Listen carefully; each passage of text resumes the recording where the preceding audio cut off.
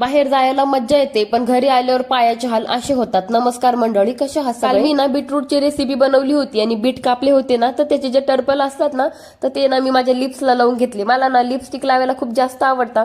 म्हणलं याने ना माझे लिप्स ना खूप छान होते आणि खूपच छान, म्हणजे खूप असे लाल लाल. पण ना मतदान करायला ना गावाकडे गेली होती आणि गावावरून ना खूप साऱ्या मोसंबी आणि केळं पण आणले होते, जे की कच्चे आहेत, पण ते 2 दिवसामध्ये पिकणार आहे आणि माझे ना आता खूपच आयुष होणार आहे. आज होता माझा आवडता वार, जो की आहे रविवार. या दिवशी ना थोडंफार का नव्हे ना मला फिरायला भेटतं आदूच्या बाबासोबत.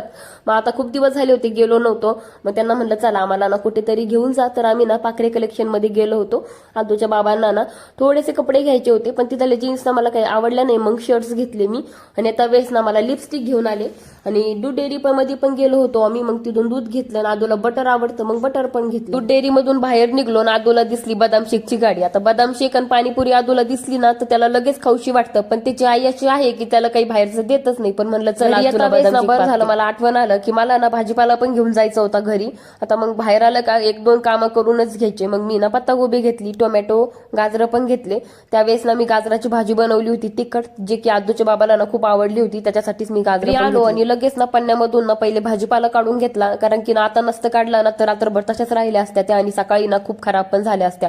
त्याच्यामुळेच ना सगळ्या टोपल्या जायला ना मला खूपच मजा येते. मस्त भारी आवरून ना मी बाहेर जाते, पण घरी आल्यावर ना माझ्या पायाची अशी वाट लागते की मला ना चालू वाटत नाही आणि बसू पण वाटत नाही. म्हणूनच ना पालत्या मांड्या घालून बसलेली होते. चला मग भेटूयात उद्या, बाय.